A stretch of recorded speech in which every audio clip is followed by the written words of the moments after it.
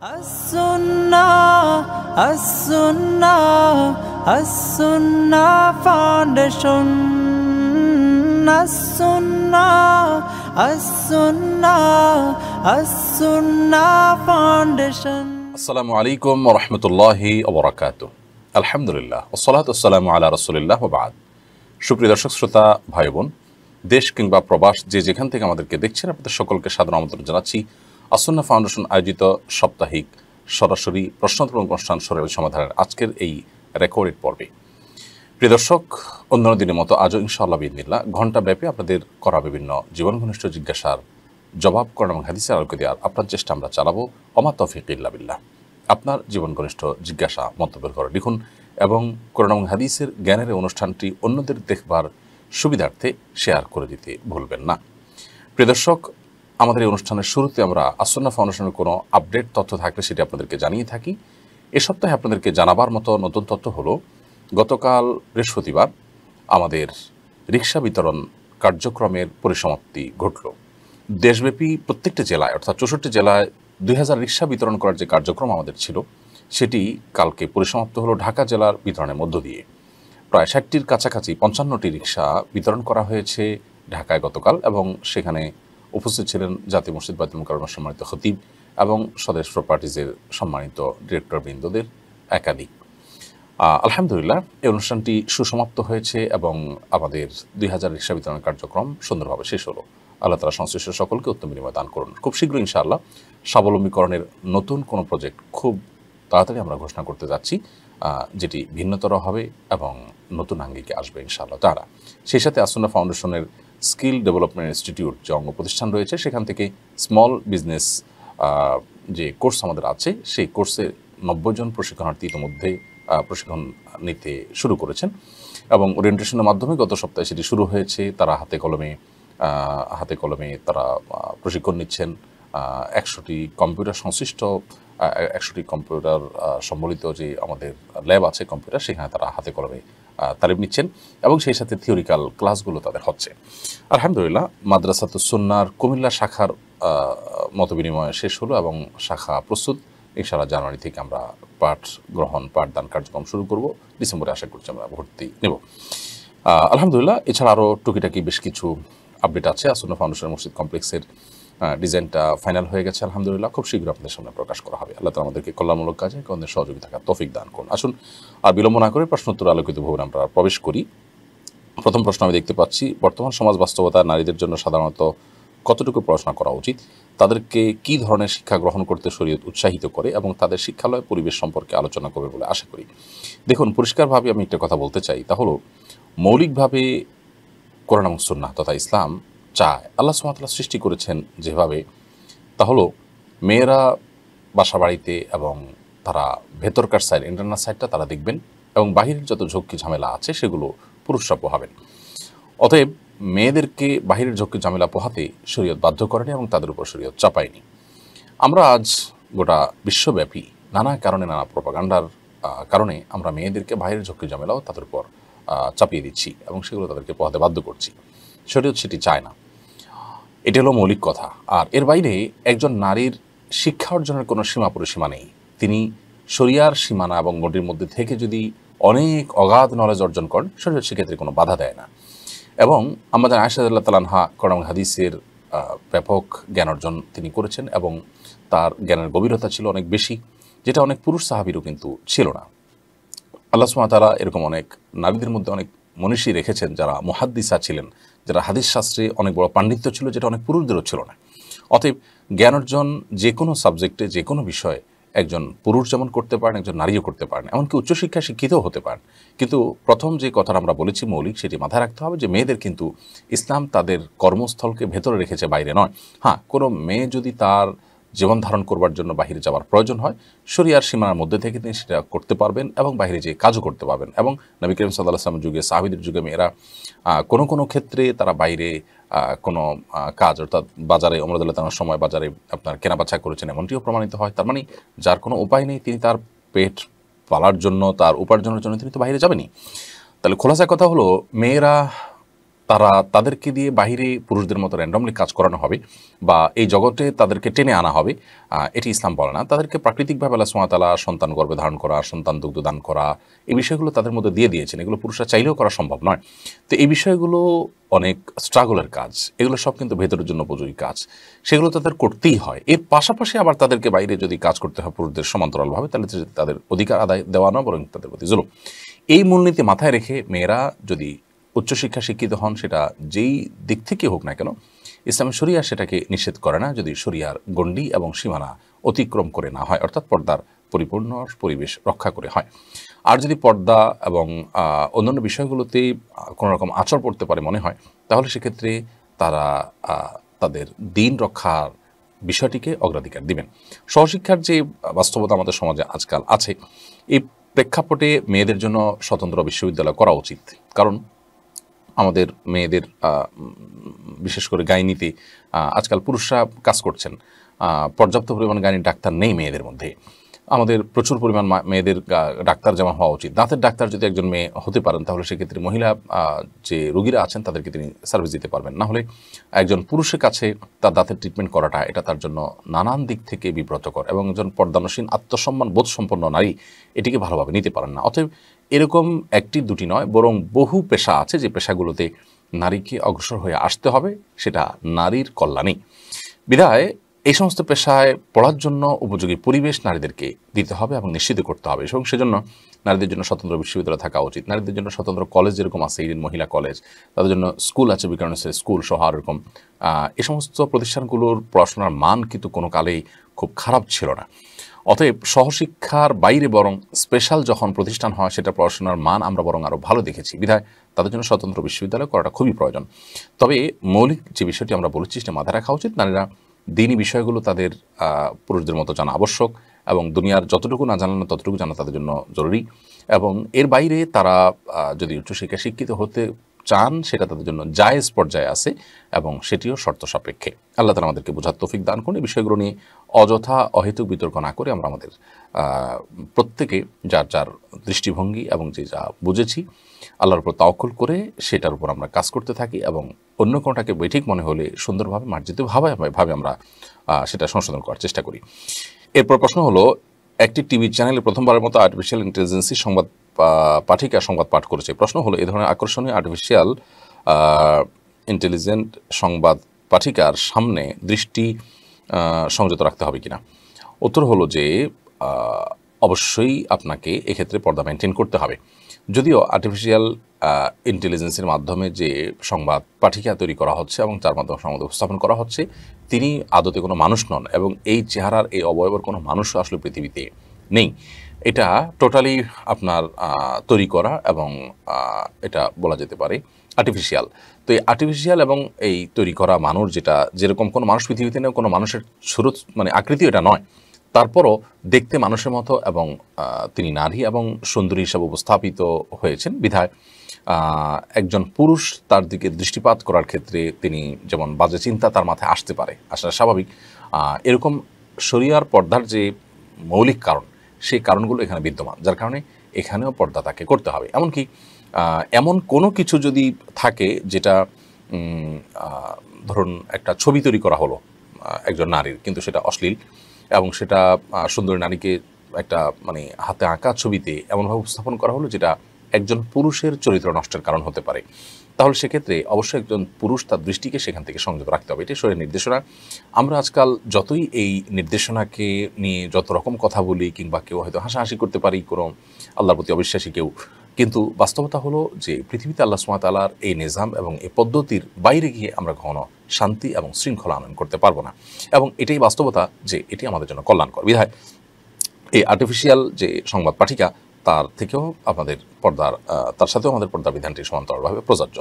আজকাল আর্টিফিশিয়াল ইন্টেলিজেন্সের মাধ্যমে আমরা এতদিন দেখেছি যে ছবি তৈরি করা হচ্ছে, এমন ছবি যে ছবির মানুষ আসলে পৃথিবীতে নেই, এবং থাম্বনেল বিভিন্ন রকমের ডিজাইন আর্টিফিশিয়াল ইন্টেলিজেন্সের মাধ্যমে করা হচ্ছে। তো আজকাল আমরা দেখতে পেলাম, বিশেষ করে বাংলাদেশ বেসরকারি একটা টেলিভিশন চ্যানেল সম্প্রতি আর্টিফিশিয়াল ইন্টেলিজেন্স এর মাধ্যমে সংবাদ পাঠিকার মাধ্যমে সংবাদ উপস্থাপন করেছে। তো এক্ষেত্রে শরিয়ার বিধান একজন সাধারণ নারী সংবাদ পাঠিকার ক্ষেত্রে যা, এক্ষেত্রেও একই বিধান প্রযোজ্য। সম্প্রতি ময়মনসিংহের একটি কলেজের প্রথম বর্ষের 2 ছাত্রছাত্রী বিয়ে করায় কলেজ কর্তৃপক্ষ শৃঙ্খলার দোহাই দিয়ে বরখাস্ত করে। ব্যাপারটিকে আপনি কিভাবে দেখেন? এতে কি বিবাহিত ছেলে মেয়েদের শিক্ষার অধিকার ক্ষুণ্ণ হয় না? অবশ্যই শিক্ষার অধিকার থেকে তাদেরকে বঞ্চিত করা হচ্ছে বলে আমরা মনে করি। এবং কলেজে প্রেম করা নিষিদ্ধ বা বিবাহ বহির্ভূত সম্পর্ক নিষিদ্ধ বা শারীরিক সম্পর্ক করা নিষিদ্ধ কিংবা কোনো প্রকার আপনার অবৈধ অ্যাফেয়ার্স করা নিষিদ্ধ সেরকম কোনো কথা না বলে বরং বিবাহ করলে আপনার ছাত্রছাত্রীরা তাদেরকে বহিষ্কার করা হবে, এই ব্যাপারটা সম্পূর্ণরূপে আমার মনে হচ্ছে যে বেআইনি এবং শরিয়া বহির্ভূত। একটা সভ্য সমাজ এটা কোনোভাবে গ্রহণযোগ্য হতে পারে না। একজন প্রাপ্তবয়স্ক ছেলে মেয়ে তারা যদি পরস্পরের সাথে যথাযথ নিয়মে বিবাহবন্ধনে আবদ্ধ হয় তাহলে সেক্ষেত্রে শিক্ষা প্রতিষ্ঠান কর্তৃপক্ষ সেখানে বাধা দেয়া এটা মৌলিক অধিকারকে ক্ষুণ্ণ করে। কারণ তার মানে হলো যে যারা বিবাহ করবে তারা পড়াশোনার বা শিক্ষা গ্রহণের অধিকার থেকে বঞ্চিত হবে। তো এই অধিকার থেকে বঞ্চিত করার অধিকার কি আদৌ শিক্ষা প্রতিষ্ঠানে আছে? অত্যন্ত ন্যাক্কারজনক ঘটনা এবং এটার প্রতিবাদ আমরা জানাচ্ছি এবং কর্তৃপক্ষের উচিত তাদের এই নিয়মটা খুব দ্রুততার সাথে তুলে নেওয়া। আমাদের ইউটিউব চ্যানেলে প্রশ্ন করেছেন আসাদ আইডি থেকে, আপনি মক্কা এসেছেন এবং দেখেছেন মক্কায় হাজার হাজার মানুষ রাস্তায় দাঁড়িয়ে জামাতের সাথে নামাজ পড়ে, সে নামাজ হবে কিনা? এই নামাজের সঙ্গে মূল জামাতের সংযোগ আছে কিনা যায় না। মক্কা এই বিষয়টি হয়, অহরহ হয় যে হারামের এরিয়া ভেদ করে রাস্তায় দূর দূরান্ত পর্যন্ত, এমনকি 1/2 কিলোমিটার 1 কিলোমিটার পর্যন্ত দূরে পর্যন্ত মানুষ নামাজে দাঁড়ায়। যিনি যে হোটেলে বসবাস করছেন মসজিদে হয়তো হারামের এরিয়া থেকে সেই হোটেল অনেক দূরে, তো হোটেল থেকে সামনে বেরিয়ে রাস্তা দাঁড়িয়ে যাচ্ছেন তিনি, এমনকি হোটেলের লবিতে তিনি রিসেপশনের সামনে তিনি দাঁড়িয়ে যাচ্ছেন। তো এই নামাজগুলো হওয়াটা নির্ভর করে যে মাঝখানে কোনো বড় গ্যাপ আছে কিনা। সৌদি আরবের উলামায়ে কেরামের দৃষ্টিভঙ্গি হলো যে জামাত হচ্ছে এটা যদি বোঝা যায় সামনে থেকে এবং ইমামের উঠা বসা এগুলোকে অনুসরণ করা যায় তাহলে সেক্ষেত্রে জায়েজ আছে। মাঝখানে যদি কিছু গ্যাপও থাকে, ধরা যাক 8-10 কাতার 15 কাতার পরিমাণ গ্যাপ আছে, কিন্তু সামনের মানুষগুলোর উঠা বসা দেখা যাচ্ছে, মাইকে শোনা যাচ্ছে, শারীরিকভাবে জামাতে সামিল হওয়া যাচ্ছে এবং জামাতকে অনুকরণ করা যাচ্ছে সরাসরি, তাহলে সেক্ষেত্রে তার জন্য এইভাবে জামাতে নামাজ পড়া জায়েজ আছে। এটা সৌদি আরবের উলামায়ে কেরামের মত। যদিও হানাফি মাযহাবের মত, বাংলাদেশ বিশ্ববিদ্যালয় হানাফি মাযহাবকে ফলো করে, সেই মাযহাব অনুযায়ী বা এই থট এর দৃষ্টিভঙ্গি হলো যে সামনে যদি কয়েকটা কাতার মানে ফাঁকা থাকে, গ্যাপ থাকে, সম্ভবত 3 কাতারের কথা বলা আছে, 3 কাতার বা তার বেশি যদি গ্যাপ থাকে তাহলে সেক্ষেত্রে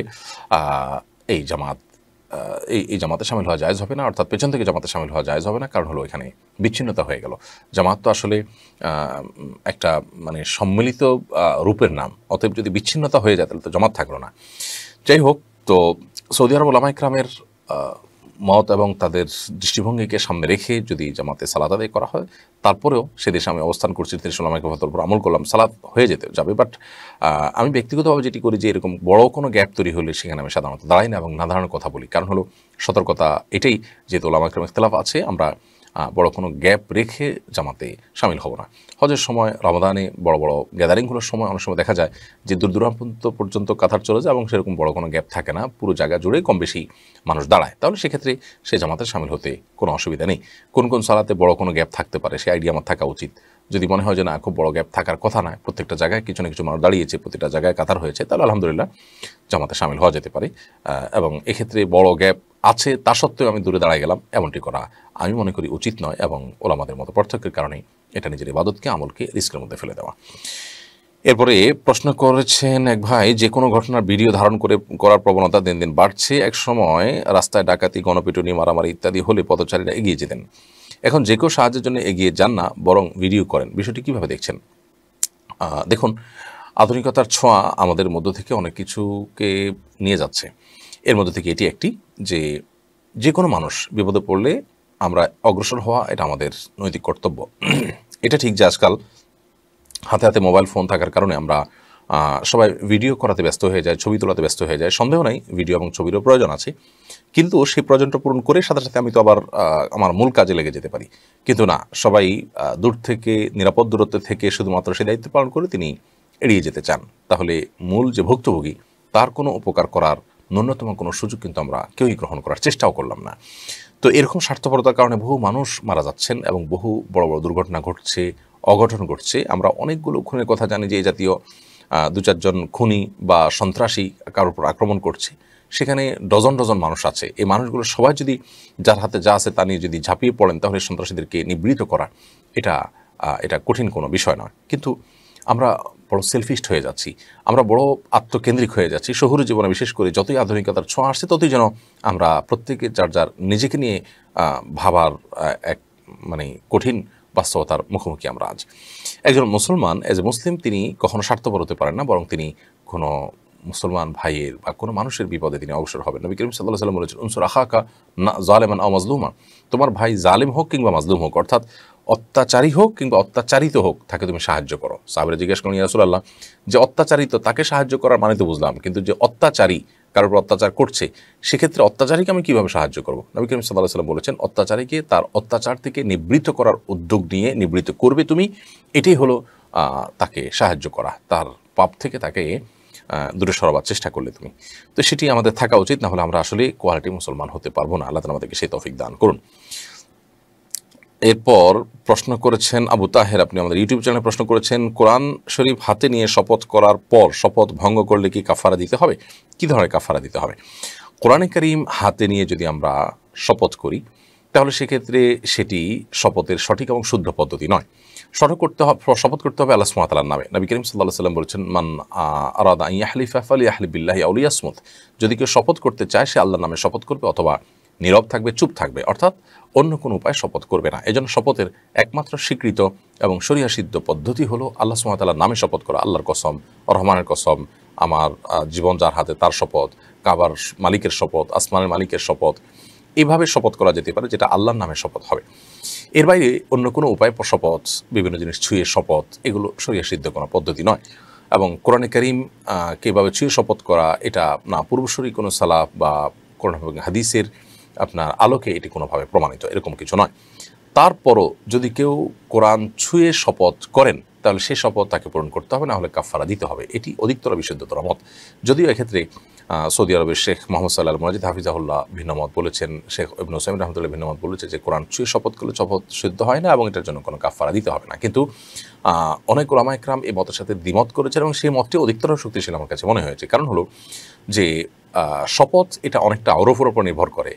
দুরে মুখতার তথা ফতোয়া স্বামীতে এ বিষয়ে বিস্তারিত বলা আছে যে শপথ যদি কোনো পরিবেশে কোনো সমাজে কোনো কিছুকে শপথ হিসাবে মানুষ নেয় এবং সেটাকে ব্যাখ্যা করে শপথের ক্রাইটেরিয়াতে ফেলা যায় তাহলে এটাকে শপথ হিসাবে গণ্য করতে হবে। আল্লাহ সুবহানাহু ওয়া তাআলার কালাম, আল্লাহর কথা, এটা আল্লাহ সুবহানাহু ওয়া তাআলার সিফত। অতএব আল্লাহর সিফতের মানে নামে যদি আল্লাহ সিফতের কথা বলে কেউ শপথ করেন তাহলে সেক্ষেত্রে আল্লাহর কালামের শপথ করলো কেউ, তো সেক্ষেত্রে শপথ হতে পারে। কিন্তু এই যে ছুঁয়ে শপথ করা, প্রিন্টেড কাগজ, কলম, কাগজ, কালি, লিখিত রূপ, বাইন্ডিংস, বোর্ড, কভার, এগুলোকে ধরে শপথ করা, এটা কোনো নজির শরীয়তে নেই এবং এটা এরকম কিছু করতে শরীয়ত আমাদেরকে বলেনি। কিন্তু এটা ছুঁয়ে শপথ করার মানে হলো আল্লাহ সুবহানাহু ওয়া তাআলার কালাম এর কথা বলে শপথ করা, আল্লাহর সিফাতের কথা বলে শপথ করা। তো এরকম মিনিংটা এরকমই, যেহেতু মিনিংটা এরকমই, উদ্দেশ্যটা সেরকম বেশিরভাগ ক্ষেত্রে। এখানে ওই মলাটার উদ্দেশ্য না, উদ্দেশ্য হলো আল্লাহর কালাম। অতএব সেটাকে আপনার শপথের ক্রাইটেরিয়াতে ফেলা যায়। ওরফে যেহেতু এই উদ্দেশ্যে মানুষ করে থাকে, অতএব এটাকে শপথ, এই ওরফে আমাদের এই সমাজে এটাকে শপথ হিসাবে আপনার গণ্য করা হচ্ছে, সেটাই বলা যায়। সেই জায়গা থেকে এই শপথের কাফারা দিতে হবে। তবে এ ধরনের শপথ করতে মানুষকে নিরুৎসাহিত করতে হবে, যেটি সুন্নাহসম্মত শপথ নয়।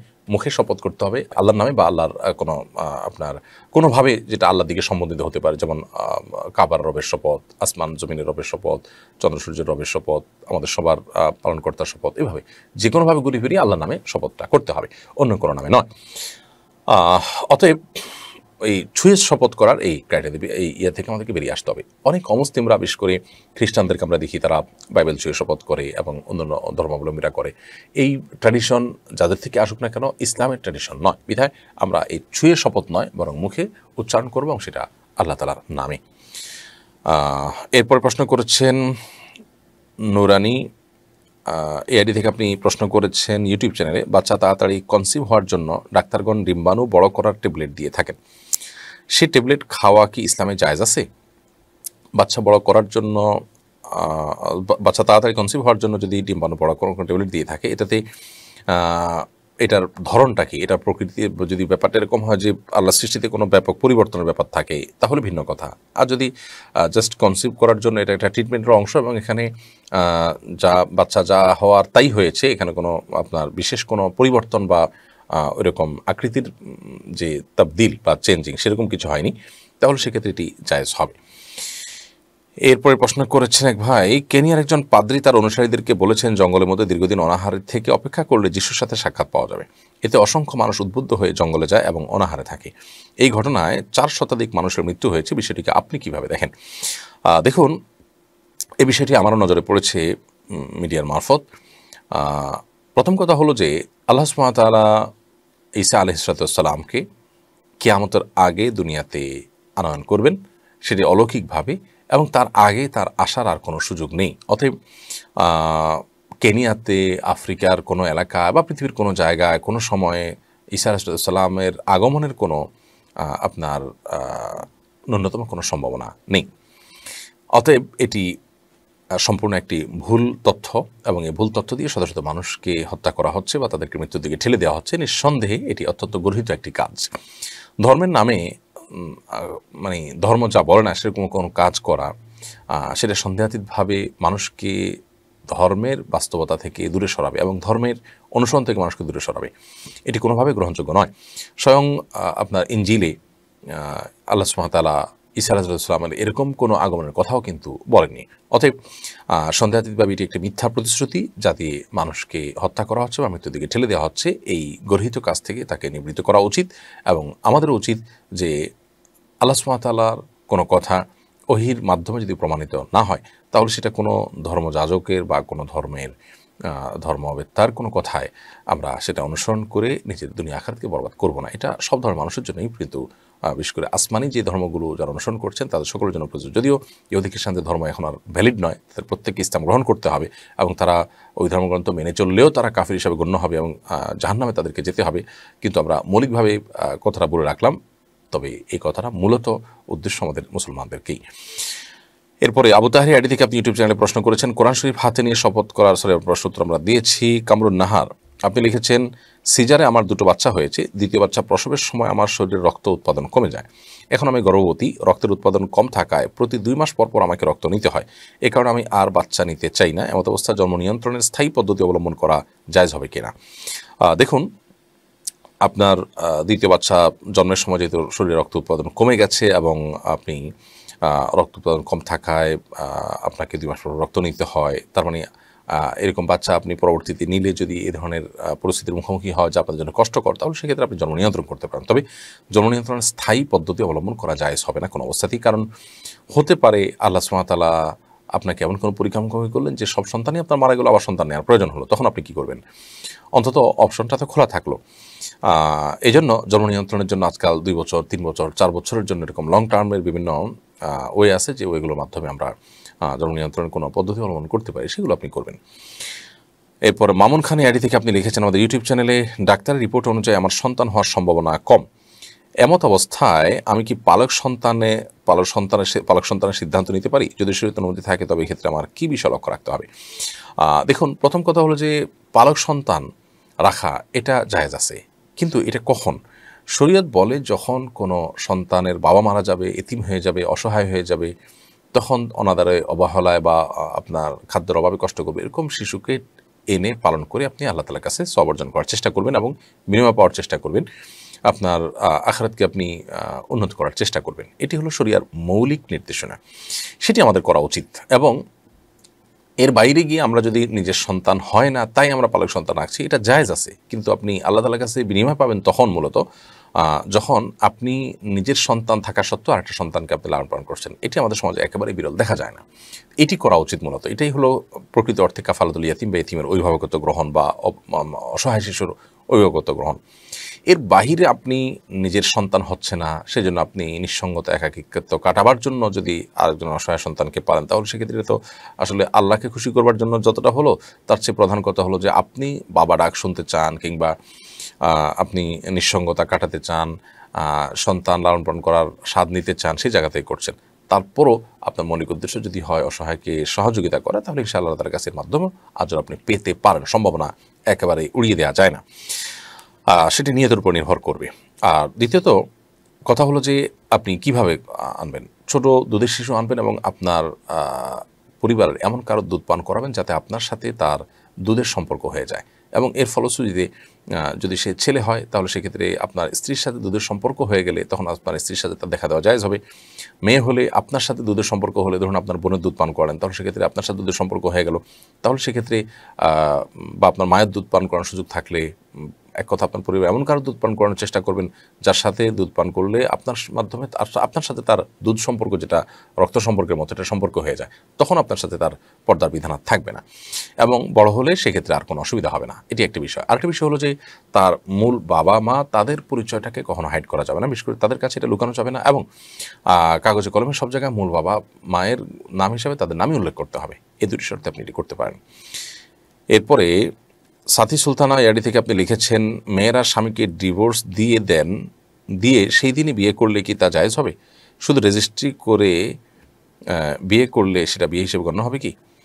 দুটি প্রশ্ন আপনি করেছেন। প্রথম প্রশ্ন হলো যে মেয়েরা যদি স্বামীকে ডিভোর্স দিয়ে সেদিনই বিয়ে করেন, তো প্রথমত ওই দিনই বিয়ে করলে বিয়ে জায়েজ হবে না। দ্বিতীয়ত মেয়েরা ডিভোর্স দিলে সেই ডিভোর্সটা শরীয়তসিদ্ধ হতে হলে এটি অর্পিত তালাকের পাওয়ার বলে দিতে হবে। অর্থাৎ যদি বিয়ের সময় বা বিয়ের পরবর্তীতে স্বামী তার স্ত্রীকে তালাক নিজের প্রতি নিজে গ্রহণ করবার অধিকার অর্পণ করে থাকেন, এটাকে অর্পিত তালাক বলা হয়, যেটি কাবিননামায় আছে সম্ভবত 17 বা 18 নম্বর কলামে।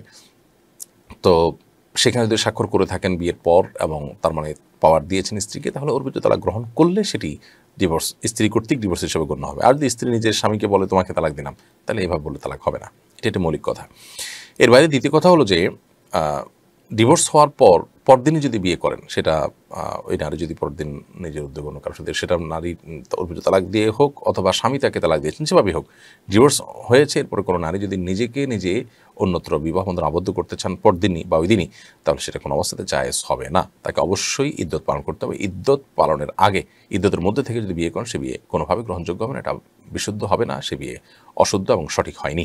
বিধায় ইদ্যত পালন করে তারপর, ইদ্যত হলো যদি কারোর তালাক হয়ে যায় তাহলে সেক্ষেত্রে 3 মাস তাকে অপেক্ষা করতে হবে, 3 মাস পর তিনি বিয়ে করবেন। কারণ বৈবাহিক সম্পর্কের মাধ্যমে তার গর্ভে কোনো সন্তান আসছে কিনা সেটি নিশ্চিত হওয়ার জন্য এই সময়টা পার করতে হবে।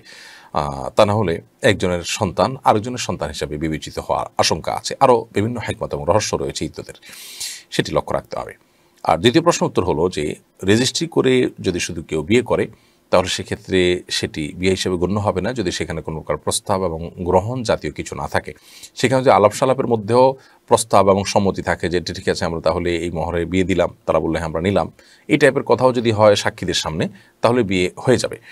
কিন্তু কোনো আলাপ সালাপ নেই, শুধুমাত্র কাবিননামার যে ফর্ম আছে সেই ফর্মটা ফিল আপ করা হলো, পূরণ করা হলো, তথ্যগুলো লেখা হলো, স্বাক্ষর করা হলো, বাস। শুধু এটুকুর মাধ্যমে বিয়ে হবে না, কারণ সেখানে না প্রস্তাব আছে না প্রস্তাবের সম্মতি বা গ্রহণ করার বিষয়টি আছে। এই বিষয়টি আমাদেরকে মাথায় রাখতে হবে। এরপরে নন্দিনী তাবাসসুম ইয়াডি থেকে আপনি লিখেছেন, আমার বাবার অনেক টাকা ঋণ আছে কিন্তু তার সেই ঋণ পরিশোধ করার কোনো ইচ্ছা নাই। বাবার ঋণ পরিশোধ করা কি ফরজ, সুন্নত নাকি ওয়াজিব? আপনার বাবার ঋণ আছে অথচ ঋণ পরিশোধ করার মতো কোনো সদিচ্ছা তার মধ্যে আপনারা দেখতে পাচ্ছেন না, তার জন্য তার ঋণ পরিশোধ করা ফরজ, তার জন্য তার ঋণ পরিশোধ করা ফরজ। আপনি সন্তান হিসাবে তাকে সতর্ক করবেন, তাকে তার সম্পদ থাকা সত্ত্বেও ঋণ পরিশোধ না করলে তাকে আপনি আল্লাহর ভয় তার অন্তরে জাগ্রত হয় সেই চেষ্টা করবেন, অন্যদেরকে দিয়ে বোঝাবেন, এবং নিজ উদ্যোগ নিয়ে যদি তার সম্পদ দিয়ে তার ঋণ পরিশোধ করার ব্যবস্থা করেন সেটাও আপনি করতে পারেন, সেই চেষ্টা আপনি করতে পারেন।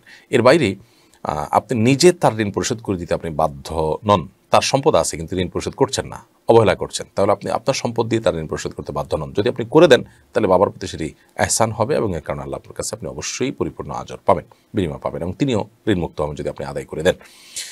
আতিকুল্লাহ ইয়াডি থেকে আপনি লিখেছেন, অনেক জুতা স্যান্ডেল আরবি লেখা থাকে, যদিও সেগুলো কোরআন হাদিসের কোনো টেক্সট না, তবু এই জাতীয় আরবি লেখা জুতা পায়ে দেয়া বাথরুমে যাওয়া কি জায়েজ হবে? দেখুন, যে কোনো ভাষাকেই সম্মান করা উচিত। এটি সরাসরি কোরআন হাদিসের কোনো বক্তব্য না হলে কোরআন হাদিসের বিভিন্ন টেক্সট থেকে, বিভিন্ন ভাষ্য থেকে ওলামা ইকরাম এটি উৎকলন করেছেন। অনেক ওলামা ইকরামই এ ব্যাপারে মন্তব্য করেছেন এবং তাদের গবেষণা পেশ করেছেন কোরআন হাদিসের আলোকে যে কোনো ভাষাই অপমান হয় এরকমভাবে তার ব্যবহার করা উচিত নয়। সেটি আরবি হোক অন্য কোনো ভাষা হোক, সবগুলো আল্লাহ তাআলার সৃষ্টি।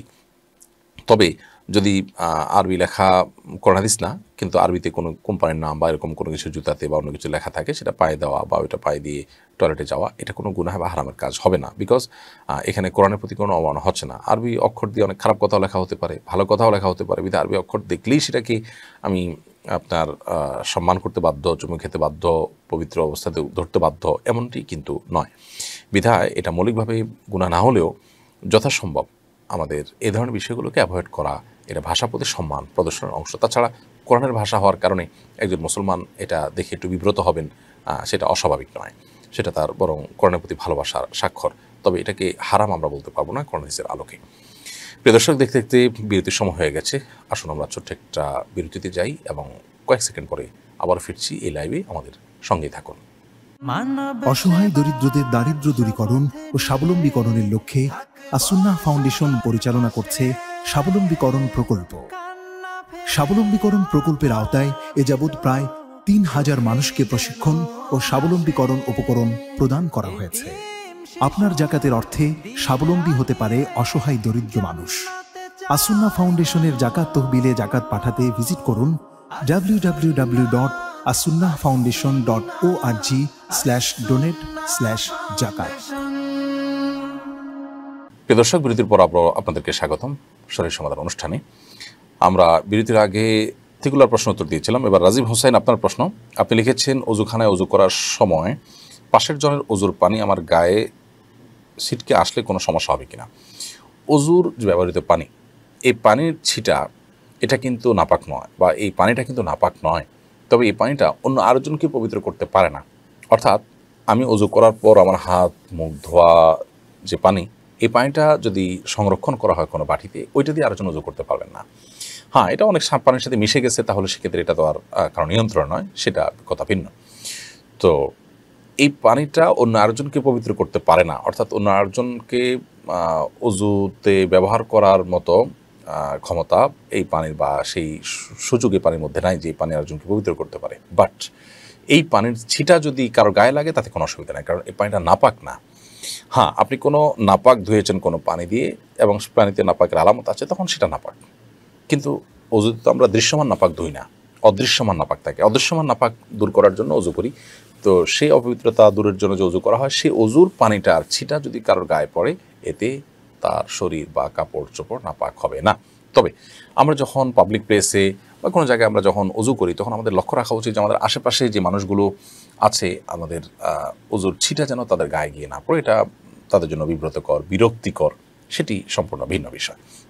এরপর জান্নাতুল মাওয়া, আপনি লিখেছেন, ছোট বাচ্চা ফ্লোরে পেশাব করলে সে পেশাব শুকিয়ে গেলে ওই স্থানে জায়নামাজ বিছিয়ে নামাজ পড়া যাবে কিনা? এর উত্তর হলো যে, ফ্লোরে যদি বাচ্চারা পেশাব করে, পেশাব অনেকদিন পরে হয়তো শুকিয়ে যায়, কোনো আলামত তার থাকে না। আলামত থাকে না বলতে দুর্গন্ধও নেই, পেশাব দৃশ্যমানও নয়, কোনো বোঝাও যাচ্ছে না এখানে পেশাব করেছে, আদৌ অন্য অংশের মতোই হয়ে গেছে।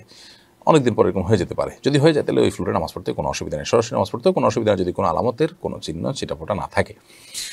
আর যদি আপনার এরকম কোনো জায়গা যেখানে হয়তো বাচ্চা পেশাব করেছে, সন্দেহ হচ্ছে কোথায় পড়েছে, কিন্তু আলামত হয়তো খুঁজে পাওয়া দুষ্কর, আপনি জানামাজ বিছিয়ে নামাজ পড়লেন, নামাজ হয়ে যাবে, কোনো অসুবিধা নেই। আর সাধারণ বিধান হলো, কোনো ফ্লোরে বাচ্চারা পেশাব করলে বা পেশাব বড়রা যে কোনো পেশাব পড়লো, নাপাক পড়লো, তাহলে সেখানে পানি দিয়ে সেটা ধুয়ে ফেলা, এটা হলো কর্তব্য।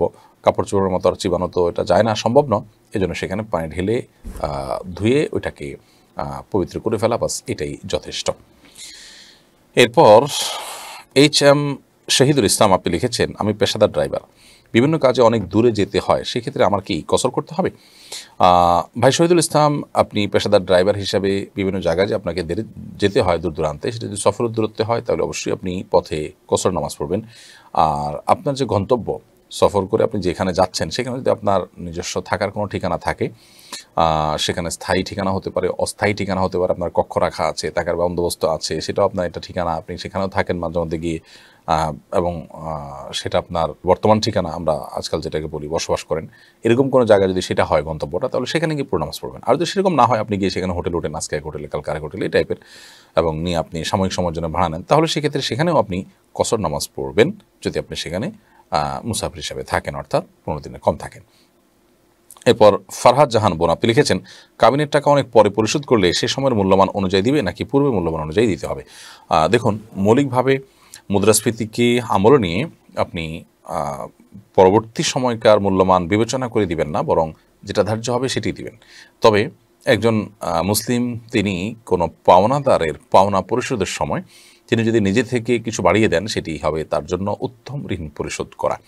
নবী করিম সাল্লাল্লাহু আলাইহি ওয়াসাল্লাম বলেছেন, খায়রুকুম আহসানুকুম কাদাআ আও আদাআ, তোমাদের যে ঋণ নেওয়ার পর সেটি পরিশোধ করার ক্ষেত্রে ভালো মানুষের পরিচয় দেয়, সে হলো তোমাদের মধ্যে সবচেয়ে ভালো মানুষ। অতএব এই ঋণ পরিশোধ করার যে ব্যাপার, সেখানে আমি যদি চিন্তা করি বিবেচনা থেকে যে অনেক দিন আগে ধার্য হয়েছিল, সেটি আজকের বাজার মূল্যে অনেক কমে গেছে, অতএব আমি তাকে এটা বাড়িয়ে দিলাম।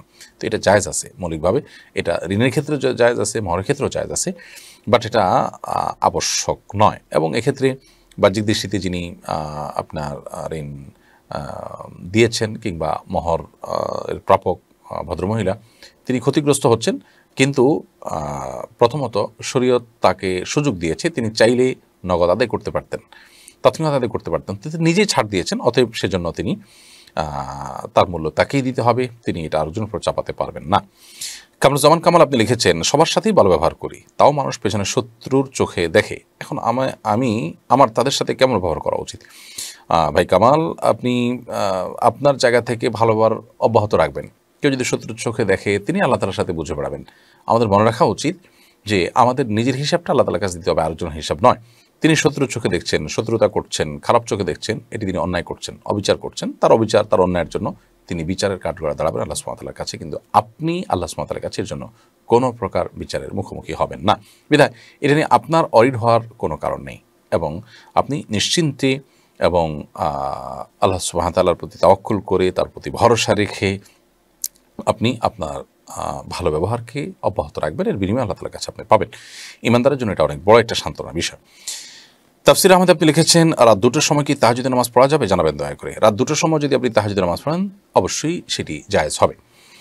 তাহাজ্জুদ বলা হয় মূলত ঘুম থেকে উঠে যে নামাজ পড়া হয় সেটি রাত 2টার সময় হতে পারে, রাত 1টার সময় হতে পারে, তবে রাতের শেষ প্রহর, 3 ভাগের শেষ ভাগ, এই অংশটিতে আল্লাহ সুবহানাহু ওয়া তাআলা দুনিয়ার আসমানে ডেকে বান্দাকে বিশেষভাবে ক্ষমা দেন এবং বান্দার চাওয়াগুলোকে পূরণ করেন ডেকে ডেকে।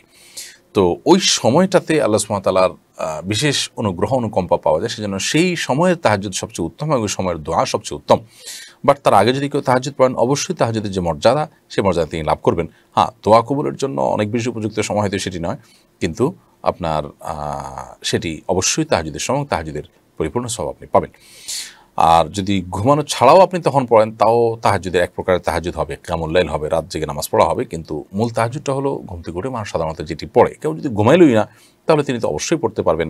ঘুম থেকে উঠে মানুষ যে টাইমে নামাজ পড়ে, ওই টাইমে নামাজ পড়লেন, সেটাই তাহাজ্জুদ হিসাবে বিবেচিত হবে। এমনকি এশার পর থেকে যে কোনো নামাজ পড়লে সেটাকে অনেক উলামা কেরাম তাহাজ্জুদের মর্যাদা পাওয়া যাবে এবং কিয়ামুল লাইলের মর্যাদা পাওয়া যাবে, সেই হিসাবে গণ্য করেছেন। বিধায় রাত 2টার সময়, 1টার সময় নামাজ পড়লে তাহাজ্জুদ হিসাবে গণ্য হবে ইনশাআল্লাহ তাআলা।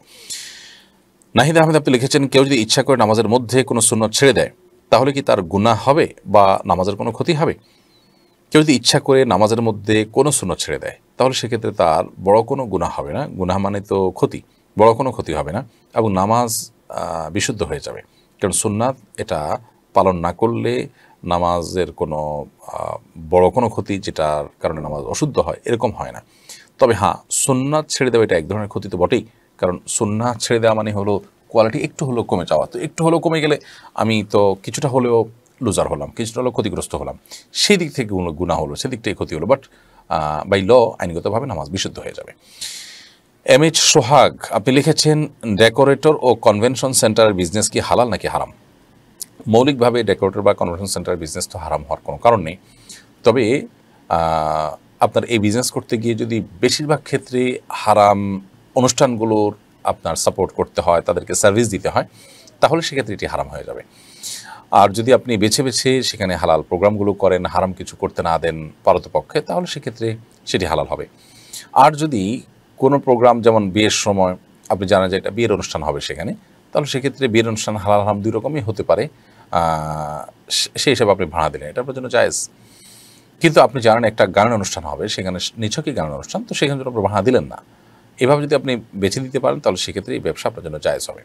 আর যদি বেশিরভাগ ক্ষেত্রেই এখানে হারামি হয়, গুনাহি হয়, তাহলে সেক্ষেত্রে আপনার জন্য অন্য কোনো ব্যবসা করা উচিত হবে। দ্বিতীয় বিবাহের সামর্থ্য থাকার পরও প্রথম স্ত্রীর অনুমতি না দিলে করণীয় কি? দ্বিতীয় বিয়ের সামর্থ্য থাকলেই যে আপনাকে বিয়ে করতে হবে এমন বাধ্যবাধকতা তো নেই। দ্বিতীয় বিয়ে করার পর স্ত্রীর অনুমতি তো শরীর দৃষ্টিকোণ থেকে প্রথম স্ত্রীর অনুমতি তো জরুরি না, জরুরি হলো আপনার নিজের মধ্যে ইনসাফ এবং ভারসাম্য রক্ষা করার সক্ষমতা আছে কিনা সে বিষয়টি নিশ্চিত করা। এটি যদি না থাকে তাহলে সেক্ষেত্রে আপনার যদি বিয়ে করা জায়েজ নাই, আর যদি থাকে তাহলে সেক্ষেত্রে আপনার জন্য জায়েজ। যদিও প্রচলিত আইনে প্রথম স্ত্রীর অনুমতি নেওয়া এটা আপনার জন্য আবশ্যক আপনার দ্বিতীয় বিয়ে হওয়ার জন্য। তো এক্ষেত্রে প্রথম স্ত্রী যদি অনুমতি আপনাকে না দেন তো সেক্ষেত্রে মানে তিনি গুনাহ করছেন এমনটি বলা যাবে না সাধারণ অর্থে। হ্যাঁ, যদি এমন হয় তার দ্বারা আপনার যে প্রয়োজন সেটি পূরণ হচ্ছে না, আবার তিনি দ্বিতীয় বিয়ে করতে বাধা দিচ্ছেন, তাহলে সেক্ষেত্রে তিনি অবশ্যই গুনাহ করছেন এবং অন্যায় করছেন। বিষয়টি নির্ভর করবে যে আপনি কোন পরিস্থিতির মধ্যে আছেন তার উপরে। বাজিদুর রহমান চৌধুরী আপনি লিখেছেন, স্ত্রী 2 বছর হয়েছে মুসলমান হয়েছে কিন্তু স্বামী এখনও বিধর্মী, এখন স্ত্রীর কোনো করণীয় আছে কিনা? দেখুন, স্বামী স্ত্রী দুজনের একজন যদি মুসলমান হন আর অপরজন যদি মুশরিক হন, কাফির হন, তাহলে সেক্ষেত্রে তাদের মধ্যকার বৈবাহিক সম্পর্ক আর থাকে না এবং সেটি বিচ্ছিন্ন হয়ে যায়। যদি দ্বিতীয়জন ইসলাম গ্রহণ করেন, অর্থাৎ দুজনে ইসলাম গ্রহণ করেন, তাহলে সেক্ষেত্রে তাদের মধ্যে আগের বৈবাহিক সম্পর্কটাই থেকে যায় এবং নতুন করে বিয়ে পড়াতে হয় না, কোনো অসুবিধা নেই। বাট একজন মুসলমান হয়েছেন আর একজন কাফির রয়ে গেছেন, তাহলে সেক্ষেত্রে তাদের মধ্যকার সম্পর্ক থাকে না। কারণ হলো কোনো কাফির কোনো মুসলমানের সাথে বৈবাহিক সম্পর্ক স্থাপন করতে পারে না বা বৈবাহিক সম্পর্ক টিকে থাকতে পারে না কোনো মুসলমানের সাথে কোনো অমুসলমানের। সেই জায়গা থেকে এটি জায়েজ নয়। আল্লাহ সুবহানাহু ওয়া তাআলা স্পষ্টত বলেছেন যে ওয়ালা আবদু মুমিনুন খায়রুম মিন মুশরিকিন, একজন মুসলিম নারীর জন্য অবশ্যই একজন মুসলিম পুরুষ উত্তম একজন মুশরিকের চাইতে। তাওহিদুল ইসলাম জিহাদ আপনি লিখেছেন, সকাল সন্ধ্যার জিকিরগুলো কি হেঁটে হেঁটে পড়া যাবে? পড়া যাবে। আপনি হেঁটে হেঁটে কাজের ফাঁকে ফাঁকে আপনি পড়ে ফেলেন, কোনো অসুবিধা নেই। তবে আপনি যদি বসে বসে মনোযোগের সাথে আলাদা সময় নিয়ে শুধু এটার জন্য সময় বের করেন, সন্দেহ নাই যে এটি উত্তম তুলনামূলকভাবে। তবে যদি আপনি হেঁটে হেঁটে পড়েন সেটি নাজায়েজ হবে, গুনাহ হবে, ব্যাপারটা কিন্তু সেরকম নয়, অর্থাৎ তাতেও আদায় হয়ে যাবে। এস এম মারুফ আপনি লিখেছেন, আমি আমার ছবি মগে লাগিয়ে নিয়েছি, সে মগে আমি পানি খাই, এ পানি খাওয়া কি ঠিক হচ্ছে? কোনো প্রাণীর ছবি অঙ্কন করা কিংবা ছবি তুলে সেটা প্রিন্ট করা, সেটা কোথাও সাঁটানো, এটা জায়েজ নয়। এগুলো শয়তানের বাহন, বেশিরভাগ ক্ষেত্রে শয়তানকে বহন করে, এগুলো দুষ্ট জিনকে বহন করে। এগুলো অ্যাভয়েড করার জন্য নবী করিম সাল্লাল্লাহু আলাইহি ওয়াসাল্লাম আমাদেরকে যে নির্দেশ করেছেন সেই নির্দেশ মেনে চলা আমাদের জন্য অবশ্যই কল্যাণকর, আর সেটি লঙ্ঘন করা আমার জন্য অবশ্যই ক্ষতিকর। বিধায় আপনি মগে নিজের ছবি কিংবা আপনার পছন্দের কারোর ছবি লাগিয়ে নিলে সে মগের ব্যবহার করা আপনার জন্য উচিত না। আপনি ছবিটা তুলে ফেলবেন ঘষে, অন্তত চেহারা মুখাবয়ব বা মানে পুরো মানুষ আকৃতি বোঝা না যায় সেরকম করে ঘষে আপনি তারপর এটি ব্যবহার করতে পারেন, বা তারপরে কোনো কিছু লাগিয়ে দিয়ে তারপর ব্যবহার করতে পারেন। কিন্তু ওই ছবিযুক্ত মগ আপনি বাসায় রেখে ব্যবহার করবেন, অফিসে রেখে ব্যবহার করবেন, সেটি কিন্তু জায়েজ নয়। এরপরে জয়ের সাবিত আপনি লিখেছেন, 5-6 আয়াত বিশিষ্ট ছোট সূরাগুলো কি আরও ছোট করে 3 আয়াত পরিমাণ পড়া যাবে? নামাজের মধ্যে মনোযোগ রাখার উপায় কি? দুটি প্রশ্ন আপনি করেছেন। মনোযোগ রাখার উপায় অনেকগুলো। আমরা একটা আর্টিকেল শেখ বিন বাজ রহমতুল্লাহ আলী, সৌদি আরবের সাবেক গ্র্যান্ড মুফতি, এটার অনুবাদ করেছি, সালাতে মনোযোগ বা একাগ্রতা ধরে রাখার 33টি উপায়। অনেকগুলো উপায় তিনি বলেছেন, সবগুলো আমরা আমল করতে পারি এবং অনলাইনে এই আর্টিকেলটা আপনি পেয়ে যাবেন হয়তো। আর মৌলিকভাবে সালাতে যা পড়ছি সেগুলো আমরা বুঝে পড়ি, আমাদের চোখের গুনাহ থেকে বেঁচে থাকি, হারাম থেকে বেঁচে থাকি, হারাম পর্যন্ত থেকে, হারাম বক্ষণ থেকে, ইনশাআল্লাহ আমরা সালাতের মধ্যে মনোযোগ ধরে রাখাটা আমার জন্য সহজ হবে। আর সালাতের মধ্যে মনোযোগ ধরে রাখাটা আমার পরীক্ষিত আমল হলো ধীরে ধীরে সালাত আদায় করা। যত ধীরস্থিরতার সাথে, যত আস্তে আস্তে, যত সময় নিয়ে আপনি সালাতের প্রত্যেকটা কাজ করবেন, তত দেখবেন আপনার মনোযোগ ধরে রাখা আপনার জন্য সহজ হবে। আর আপনার প্রথম প্রশ্ন উত্তর হলো 5 আয়াত বিশিষ্ট ছোট সূরাগুলো যদি 3 আয়াত পড়ে আপনি রুকুতে চলে যেতে চান, তাতে 3 আয়াতে যদি কোনো একটা পূর্ণাঙ্গ কথা হয়ে যায় তাহলে আপনি রুকুতে যেতে পারেন, কোনো অসুবিধা নেই। অনেক সময় দেখা যায় যে 3 আয়াতে পূর্ণাঙ্গ হয় না, 3 আয়াতেই শপথ, শুধু শপথের কথা বলা আছে, শপথ করে কী বলতে চাচ্ছেন আল্লাহ তাআলা সেই কথাটা আসেনি। তো আসলে এরকম যেটা থামার জায়গা নয়, যেটা দাড়ি বা কমা দেওয়ার জায়গা নয়, সেখানে থামা এটা অনুচিত এবং কোরআন তেলাওয়াতের আদবের খেলাফ, এরকমটি করা অনুচিত। এরপরে তারিফা যে রিপেকা এআইডি থেকে আপনি লিখেছেন, বাচ্চার প্রথম চুল নাপিত বাসায় এনে কাটানো হয়েছে, এটা ইসলামের দৃষ্টিকোণ থেকে কতটুকু সঠিক জানাবেন দয়া করে। কোনো অসুবিধা নেই, প্রথম চুল নাপিত কাটবে না বাচ্চার বাবা মা কেউ কাটবেন, এরকম কোনো বিশেষ বাধ্যবাধকতা ঠিক করে দেয়নি। তবে হ্যাঁ, চুল কাটার পর সেটির ওজন সমপরিমাণ স্বর্ণ অথবা রূপা বা তার সমমূল্য আল্লাহ রাস্তায় গরিব দুঃখীদেরকে আল্লাহ খুশি করার জন্য দান করে দিবেন। সেটি নবজাতককে কেন্দ্র করে যে আমলগুলো আছে সুন্নাহসম্মত তার একটি। এরপরে চৌধুরী মুক্তা আপনি লিখেছেন, বিদেশি বিড়াল যদি অনেকগুলো বাচ্চা দেয় আর সেগুলো যদি বিক্রি করি তাহলে কি গুনাহ হবে? হাদিসে নর্মালি বিড়াল বিক্রি করতে নিষেধ করা হয়েছে। মুহাদ্দিস বা হাদিস বিশেষজ্ঞগণ অনেকেই বলেছেন যে এর মানে হলো যে বিড়াল এটা আসলে বিক্রি করার জিনিস নাই, সাধারণ জিনিস আর বিক্রি কেন করবে মানুষ। কিন্তু বিড়াল যদি প্রশিক্ষিত বিড়াল হয় এবং সেটা পিছনে অনেক খরচা হয়, আজকাল যেমনটি হচ্ছে, এবং বিশেষ ক্রাইটেরিয়ার হয়, তাহলে সেক্ষেত্রে সেটি বিক্রি করাকে অনেক ওলামা একরামই জায়েজ বলেছেন ওই প্রথম গবেষণার আলোকে। অবশ্য যদি কোনো ওলামা একরাম সাধারণ অর্থে বিড়াল যেহেতু বিক্রি নিষেধ করা হয়েছে, এই জন্য সব বিড়াল বিক্রি করছে তারা নিষেধ করেন। তো তাকওয়ার দাবি তো হবে যে আপনার বিক্রি না করা এবং সন্দেহাতীতভাবে আপনার সকল মতপার্থক্যের ঊর্ধ্বে উঠে গেলেন আপনি এর মাধ্যমে। বাট এ ধরনের বিড়ালগুলো যদি বিক্রি করেন তাহলে সেক্ষেত্রে সেগুলোকে আমি বিক্রি করাটাকে নাজায়েজ মনে করি না। যদিও বিক্রি করার সংক্রান্ত যে হাদিস আছে সে হাদিসকে হারাম বলেন না কেউ, সে হাদিসের আলোকে বিড়াল বিক্রি করাকে হারাম কেউ বলেন না, বরং সেটাকে মাকরু বলেছেন আমাকে, অর্থাৎ অনুচিত অনুত্তম কাজ এটি বলেছেন। যদি এরকম ভ্যালুয়েবল বিশেষ কিছু হয়, স্পেশাল কিছু হয়, তাহলে সেটা বিক্রি করা নাজায়েজ নয় আমার দৃষ্টিকোণ থেকে। এবং যে সমস্ত মুহাদ্দিসিন এটা বলেছেন সেটিকে আমি খুব যৌক্তিক মনে করি এবং সঠিক মনে করি। দৃষ্টিকোণটা আমার না, আসলে হাদিস বিশেষজ্ঞদের সেটি সঠিক মনে হয়েছে আমার কাছে। জুবাইর আহমদ মুসা আপনি লিখেছেন, জান্নাতে কি মা বাবা আত্মীয় স্বজনের সাথে দেখা হবে? জান্নাতে আল্লাহ সুবহানাহু ওয়া তাআলা নেককারদের বাবা মারা জান্নাতি হলে তাদের সাথে অবশ্যই দেখা করার সুযোগ তাদেরকে দিতে পারেন। জান্নাতিরা যা চাইবেন আল্লাহ তাআলা তো তাই দিবেন। জাহির আব্বাস আপনি লিখেছেন, স্ত্রীকে পাতলা দামি শাড়ি কিনে না দেওয়ায় এবং ঢাকায় ঘুরতে না যাওয়ায় সে স্বামীর উপর রাগ করে 3 দিন কথা বলেনি, এতে স্বামীর কোনো গুনাহ হবে কিনা জানতে চাই। স্ত্রীকে পাতলা বা দামি শাড়ি কিনে না দেওয়ার কারণে, ঢাকায় ঘুরতে না যাওয়ার কারণে স্বামীর উপর রাগ করে স্ত্রী কথা বলেনি, তাতে স্বামীর গুনাহ হতে যাবে কেন? এখানে তো প্রশ্ন হওয়া দরকার ছিল যে স্ত্রীর কোনো গুনাহ হবে কিনা যে তুচ্ছ বিষয়কে কেন্দ্র করে স্বামীর সাথে কথা বলেনি। তো যাই হোক, 3 দিন যদি রাগ করে অভিমান করে কথা না বলেন স্বামী স্ত্রী বা অন্য কেউ একজন অন্যজনের সাথে, তাহলে সেই সুযোগ আছে। 3 দিনের বেশি যদি থাকেন তাহলে সেটার সুযোগ নেই। 3 দিন পর্যন্ত অভিমান করার সুযোগ আছে। স্বামী স্ত্রী পরস্পর বোঝাপড়া এবং ডিমান্ড, আর্গুমেন্ট এগুলো থাকতেই পারে এবং এটা নিয়ে মান অভিমান থাকতে পারে, সেটা এক প্রকার ভালোবাসারই অংশ। আর যদি বিষয়টা রেশারেশি পর্যায়ে চলে যায় তাহলে সেক্ষেত্রে অবশ্যই সেটি গর্হিত, এবং স্বামীর যদি সে অ্যাবিলিটি না থাকে তারপরেও তাকে বাধ্য করা হয় তাহলে সেটা গর্হিত। আবার স্বামী যদি সবসময় স্ত্রীর সকল ডিমান্ডকে এরকম এড়িয়ে চলেন, পাত্তা না দেন এবং আপনার সামর্থ্য থাকা সত্ত্বেও কৃপণতা করেন, তাহলে সেক্ষেত্রে সেটা অবশ্যই স্বামীর জন্য গর্হিত। এই জন্য নির্ভর করবে পুরো পরিস্থিতির উপর যে পরিস্থিতিটা আসলে কী। উর্মি আপনি লিখেছেন, মা বাবার কবরের যত্ন নেওয়ার বিষয়ে সন্তানদের জন্য শরীয়তের কোনো নির্দেশনা বা ফজিলত আছে কিনা, আর যত্ন না নিলে আল্লাহর অসন্তোষের সম্মুখীন হতে হবে কিনা? মা বাবার কবর অন্য 10টি কবরের মতো এই কবরেরও সংরক্ষণ করা এটা সবার জন্য কর্তব্য, ফরজে কিফায়া। অর্থাৎ পুরো এলাকার কোনো মানুষ যদি কারোর কাফনের ব্যবস্থা না করেন, দাফনের ব্যবস্থা না করেন, কবরস্থ করার ব্যবস্থা না করেন, সবাই গুনাহগার হবেন। এবং অতএব তাদের কবরস্থানে, তাদের কবরে তাদের লাশগুলো যেন ঠিকঠাক মতো থাকে, সেগুলো যেন নষ্ট না হয় বা অসম্মানজনক কোনো পরিস্থিতির মুখোমুখি না হয়, এটা দেখাটা পুরো এলাকার সব মানুষেরই উপর কর্তব্য। কিছু মানুষ যদি আদায় করে বাকিদের সবার তরফ থেকে আদায় হয়ে যাবে। বাকি সন্দেহ নাই যে সন্তানদের এখানে স্পেশাল দায়িত্ব থাকে বাবা মার কবরের প্রতি কেয়ার করা। অর্থাৎ সেই কবর দেখা গেল যে ভালো করে দেওয়া হয় নাই, বৃষ্টিতে কবর ভেঙে গেছে, লাশ বের হয়ে গেছে, তাহলে সেটাকে পুনরায় কবরস্থ করা, উপযুক্ত জায়গায় কবরস্থ করা এবং যে জায়গার মালিক আরেকজন সেখানে কবর না দেওয়া, এগুলো তো সন্তানের অবশ্যই কর্তব্য। যদি সন্তান এগুলো না করে তাহলে অবশ্যই তারা আল্লাহর কাছে দায়ী থাকবে এবং মা বাবার প্রতি তাদের যে দায়বদ্ধতা, মা বাবার প্রতি তাদের যে আপনার আনুগত্যের যে বাধ্যবাধকতা আছে, এটি তার খেলাফ হবে সন্দেহাতীতভাবে। এরপরে মনীষা শারমিন আপনি লিখেছেন, কারো হেদায়েতের জন্য কীভাবে দোয়া বা আমল করবো? কারো হেদায়েতের জন্য আল্লাহ সুবহানাহু ওয়া তাআলার কাছে সাধারণভাবে দোয়া করবেন, আল্লাহ আপনি অমুককে হেদায়েত দান করুন, আল্লাহ আপনি অমুককে সঠিক পথ দান করুন, তাকে আপনি কোরআন হাদিসের আলো গ্রহণ করার তৌফিক দান করুন। আপনি যে কোনো ভাষা তাদের জন্য দোয়া করবেন। নবী করিম সাল্লাল্লাহু আলাইহি ওয়াসাল্লাম অনেকের জন্য এভাবে দোয়া করেছেন, আল্লাহুম্মা হদি কওমি, তিনি বলেছেন আল্লাহ আমার জাতিকে আপনি হেদায়েত দান করুন। অথবা আপনি বলবেন আল্লাহুম্মা হদি অমুক, আল্লাহ আপনি অমুককে হেদায়েত দান করুন, আপনার ভাষা আপনি বলবেন। এইভাবেই দোয়া যথেষ্ট ইনশাআল্লাহ। দোয়ার অন্যান্য শর্তগুলো পূরণ করবেন, দরুদ শরীফ পড়বেন, কায়মান বাক্যে দোয়া করবেন ইনশাআল্লাহ তাআলা।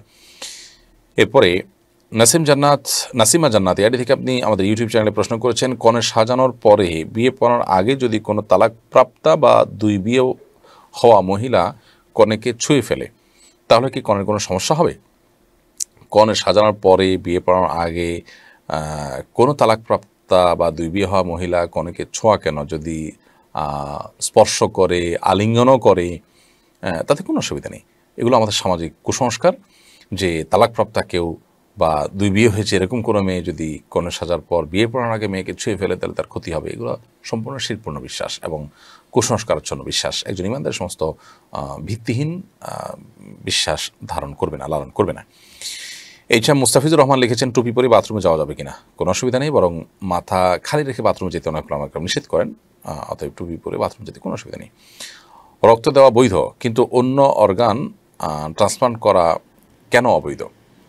অন্য অর্গান ট্রান্সপ্লান্ট করা অবৈধ আপনাকে কে বলেছে? বিশেষ করে যে অর্গান একটি হলে চলে, যেমন কিডনি, অতএব এটা যদি একটি দিয়ে আমি বেঁচে থাকতে পারি আরেকটি আরেকজনকে দিলাম তার বেঁচে থাকার প্রয়োজনে, এটা তো হারাম বা নাজায়েজ নয়। এইচএম আসগর আপনি লিখেছেন, 2014 হতে আমি একটি মাদ্রাসায় প্রতি বছর 1000 টাকা করে দেওয়ার ওয়াদা করেছি। এখন আমি চাইলে কি অন্য যে কোনো মাদ্রাসায় এই টাকা দান করতে পারি? এ থেকে আমি গুনাহগার হব?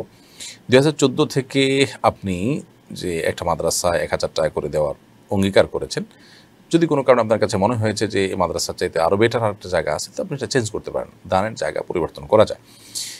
এরকম কোনো কথা নেই যে আপনি এখানে তাদের সাথে কথা বলেছেন বলে আজীবন আপনাকে দিয়ে যেতে হবে। যদি সেটা সঠিকতার উপর নাও থাকে তাও আপনি দিয়ে যেতে বাধ্য, ব্যাপারটা কিন্তু সেরকম নয়।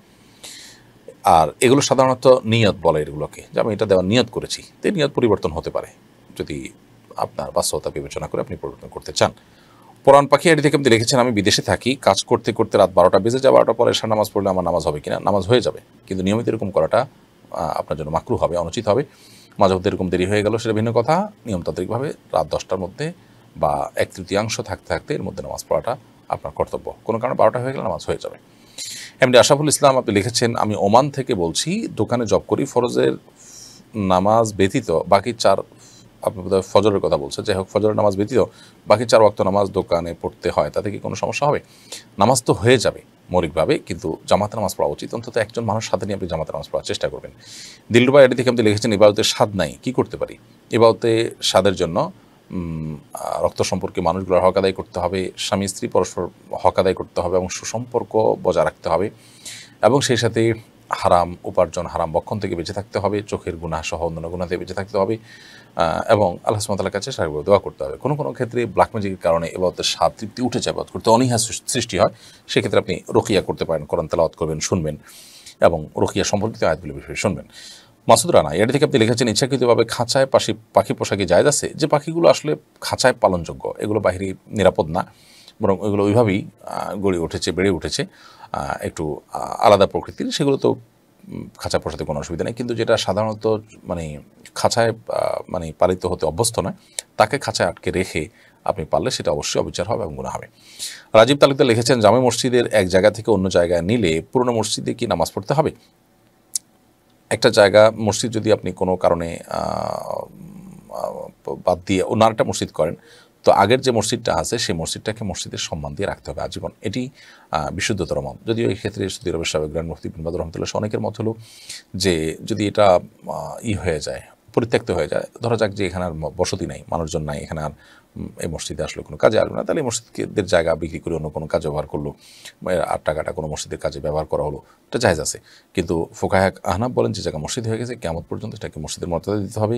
যদি সেটা ব্যবহার উপযোগী নাও হয় তাহলে সেক্ষেত্রে আবদ্ধ থাকবে, কিন্তু কোনো অবস্থাতে আপনার সেই জায়গাতে অন্য কিছু করা যাবে না। এবং এই মতটি অধিকতর বিশুদ্ধ নানা কারণে, এবং আপনার এই মতটা অধিকতর সতর্কতাপূর্ণ। এরপর প্রশ্ন করেছেন এমডি রায়হান রিজভি, আপনি লিখেছেন, নামাজে ইমামের সাথে মুক্তাদিরও কি তাকবীর বলতে হবে? হ্যাঁ, অবশ্যই ইমামের সাথে সাথে আপনি তাকবীর বলবেন। হান্নান সরকার লিখেছেন, ছেলে শিশুর ক্ষেত্রে 2টি ছাগল এবং কন্যা শিশুর ক্ষেত্রে 1টি ছাগলের বেশি ছাগল দিয়ে কি আকিকা করা যায়?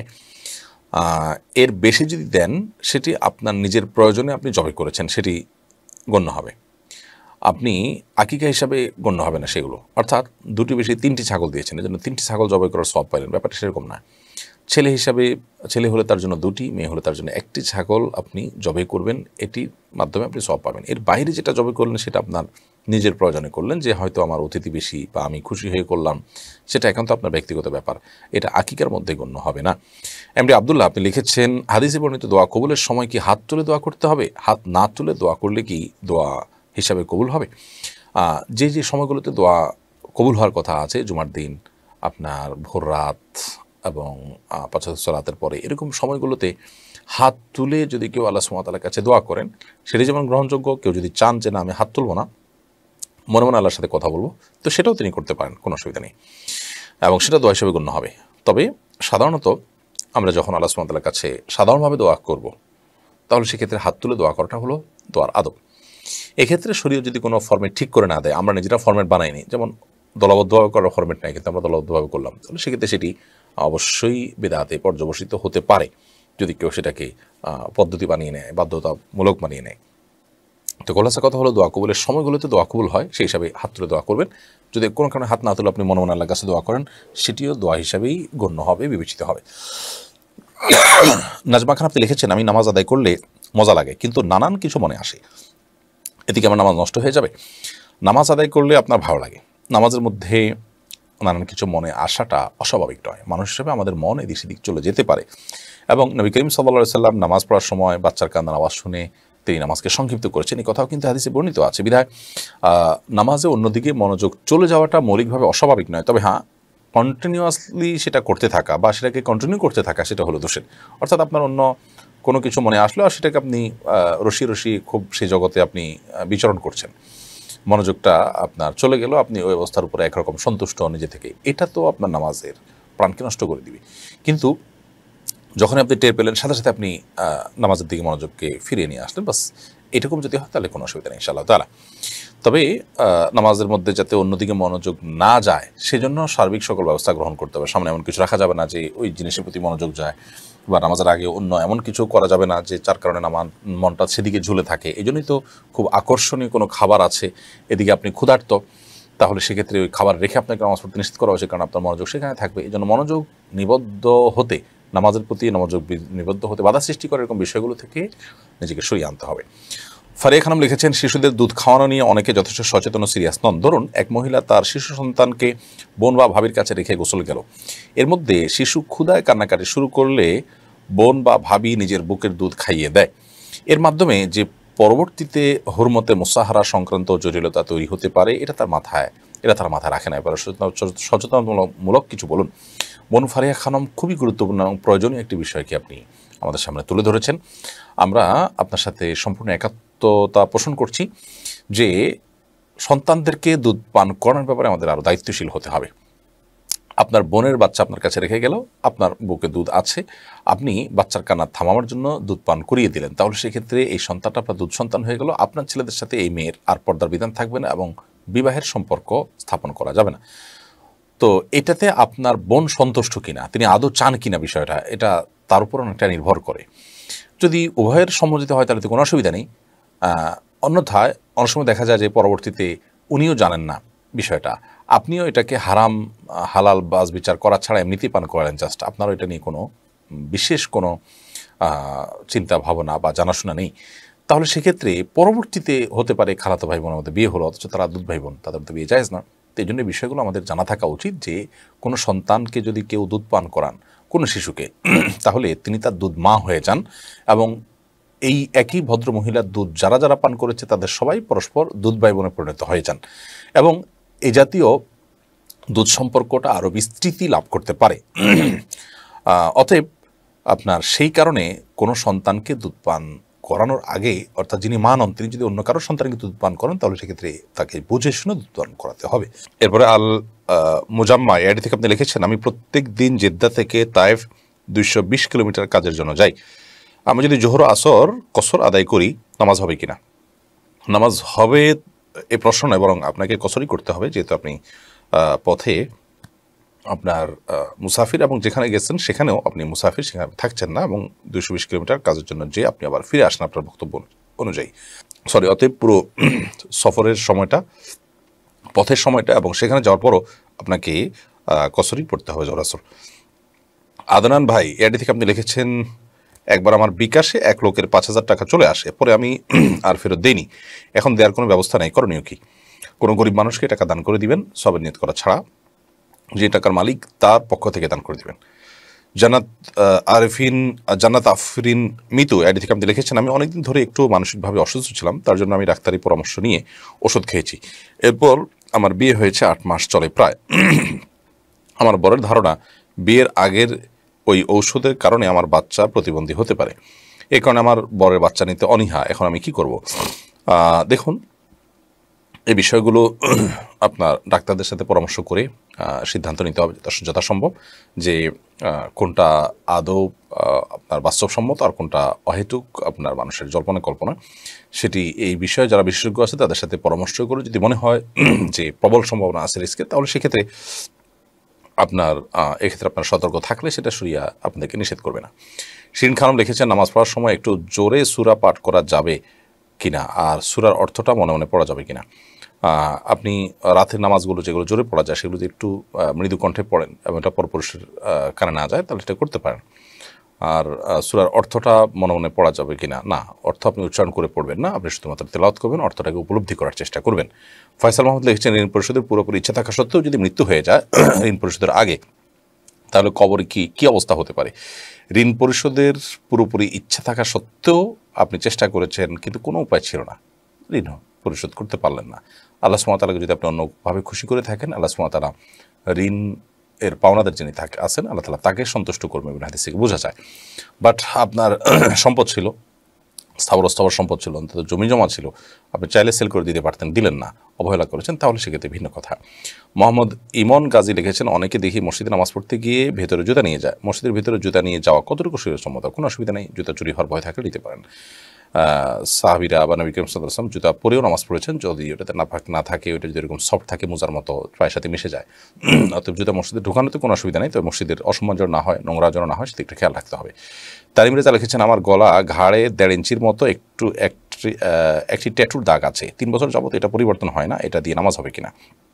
ট্যাটুর দাগ তুলতে হবে, কারণ এ না হলে আপনার চামড়ায় ত্বকে পানি না পৌঁছার কারণে উযু এবং গোসল হবে না। কিন্তু যদি এর কোনো সুযোগ না থাকে, আপনি স্থায়ীভাবে এটা হয়ে গেছে এবং এটাকে তোলার কোনো সুযোগই নাই আর, তাহলে সেক্ষেত্রে আপনার উযু গোসল হয়ে যাবে, যেহেতু আপনার সাধ্যের বাইরে, এবং এই অন্যায়ের কারণে আপনি আল্লাহ সুবহানাহু ওয়া তাআলার কাছে আজীবন তওবা এবং ইস্তেগফার আপনার করতে হবে। আশিকুল হক লিখেছেন, শখের জন্য বাগান করা কিংবা কোনো পশু পাখি বা মাছ পালন করার ব্যাপারে ইসলাম কি বিধান কিনি? বাগান করতে গেলে বা এ ধরনের শখ পূরণের ক্ষেত্রে দেখা যায় এগুলো ব্যয়বহুল এবং এর পেছনে বেশ খানিক সময়ও চলে যায়। আমি নিজে বারান্দা বাগান করেছি, দয়া করে জানাবেন। শখের বশে যদি আপনি বাগান করেন বা এরকম কোনো পশু পাখি লালন পালন করেন, তাহলে সেক্ষেত্রে এটা আপনি করতে পারেন, এর জন্য ব্যয় করতে পারেন। বিশেষ করে বাগান করার ক্ষেত্রে যখন আপনার নিয়ত থাকবে গাছ রোপণ করা, লাগানো ইবাদত, আমি সেই সওয়াবের আশায় করছি শখের পাশাপাশি, তাহলে সেক্ষেত্রে সেটি আপনার ইবাদত হিসেবেও সওয়াবের কারণ হিসেবে গণ্য হবে ইনশাআল্লাহ তাআলা। তবে অস্বাভাবিক পর্যায়ে যদি হয়, তাহলে সেটা শখের বশতে অপচয়ের পর্যায়ে যদি যা মানুষ না খেয়ে আছে আর আপনি অপচয় করছেন, সেটি না জায়েজ হবে। লেখা এর থেকে লিখেছেন, কেউ যদি মৃত্যুর আগেই নিয়ত করে যায় যে মৃত্যুর পর তার সকল নগদ টাকা পয়সা সে দান করে যাবে এবং তার মৃত্যুর পর যদি পরিবার লোকজন তা দান করে দেয়, তাহলে কি সে পূর্ণাঙ্গ সওয়াব পাবে? প্রথম কথা হলো যে এভাবে সকল সম্পদ দান করে যাওয়াটা কোরআন হাদিসের আলোকে খুব প্রশংসনীয় বিষয় না, বরং কিছুটা হলেও সন্তান এবং ওয়ারিসদের জন্য রেখে যাওয়ার নির্দেশনা নবী সাল্লাল্লাহু আলাইহি ওয়াসাল্লাম দিয়েছেন। অতএব এরকমভাবে আপনার সব দান না করাই উত্তম, কিছু রাখা উচিত অন্তত। আর দ্বিতীয়ত হলো, মৃত্যুর পর সব সম্পদ দান করার ওসিয়ত করলেও জীবজন্তুর জন্য সেটা পালন করা, সেই ওসিয়ত পালন করা আবশ্যক নয়, বরং 1/3 মধ্যে পালন করা আবশ্যক, অর্থাৎ তার টোটাল সম্পদের 1/3 মধ্যে তার ওসিয়ত কার্যকর হবে, বাকিটা ওয়ারিসের মধ্যে বন্টন হবে। মরিয়ম আক্তার লিখেছেন, তওবার নামাজ কীভাবে পড়তে হয়? নামাজের পর কতবার ইস্তিগফার পড়তে হবে? তওবার নামাজ হলো আপনি যে কোনো গুনাহ করার পর আল্লাহ তাআলার কাছে লজ্জিত হয়ে অনুতপ্ত হয়ে 2 রাকাত নামাজ পড়লেন, পড়ে আল্লাহ তাআলার কাছে মাপ চাইলেন। এই মাপ চাওয়ার কোনো সংখ্যা ঠিক নেই যে এতবার আপনাকে ইস্তিগফার করতে হবে। প্রিন্স বিপ্লব খান লিখেছেন, বিয়ের দিন মোহর 2 থেকে 4 বছর পরে দেওয়া যাবে কিনা? সরি, বিয়ের দেনমোহর 2 থেকে 4 বছর পরে দিলেও আদায় হয়ে যাবে, কিন্তু তৎক্ষণাৎ আদায় করাটা অধিকতর উত্তম। সর্বশেষ প্রশ্ন, বাবা যদি ঋণ রেখে মারা যান এবং তার সম্পদও থাকে, সেক্ষেত্রে সন্তানদের জন্য কি সে সম্পদ থেকে তার ঋণ পরিশোধ করা কর্তব্য? হ্যাঁ, অবশ্যই কর্তব্য, এবং ব্যাপারে কোনো সন্দেহ নেই।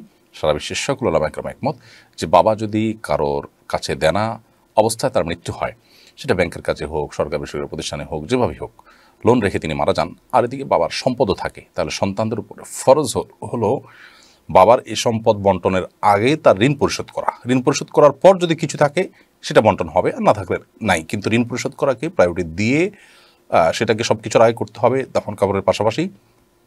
এরপরে সম্পদ বন্টনের বিষয় আসবে, নিজেরা বন্টন করে নিয়ে এরপরে বাবার ঋণ পরিশোধ করার জন্য আলাদা আলাদা চাঁদা তুললো বা সবাই মিলে করলো, সেটাও নয়, বরং আগে বন্টন ঋণ মুক্ত করার চেষ্টা করা হবে, ঋণ পরিশোধ করা হবে, এরপরে বন্টনের দিকে তাদেরকে যেতে হবে। প্রিয় দর্শক, দেখতে দেখতে 1 ঘন্টার বেশি সময় পেরিয়ে গেল এবং আজকে অনেকগুলো প্রশ্ন উত্তর আমরা দিয়েছি। ইন আসাবতু ফামিন আল্লাহ, যদি আমরা সঠিক কিছু বলে থাকি আল্লাহর তরফ থেকে, ওয়াইন আখতাতু, আর যদি ভুল কিছু বলে থাকি ফামিন মিনাশ শাইতান, তাহলে এটা আমাদের এবং শয়তানের তরফ থেকে। আল্লাহ সুবহানাহু ওয়া তাআলা আমাদের সকলকে কোরআন এবং হাদিসের আলোকে আমাদের জীবনকে আলোকিত করার সাজাবার তৌফিক দান করুন। আজ এ পর্যন্তই। আল্লাহ সুবহানাহু ওয়া তাআলা বাঁচিয়ে রাখলে, সুস্থ এবং নিরাপদ রাখলে ইনশাআল্লাহ বিইذনিল্লাহ আগামী সপ্তাহে একই সময় দেখা হবে। আল্লাহ তাআলা আমাদের সকলকে সে পর্যন্ত ভালো রাখুন, নিরাপদ রাখুন, সুস্থ রাখুন। জাযাকুমুল্লাহ খাইর। আসসালামু আলাইকুম ওয়া রাহমাতুল্লাহি ওয়া বারাকাতুহু। আসুন্নাহ ফাউন্ডেশন, উম্মার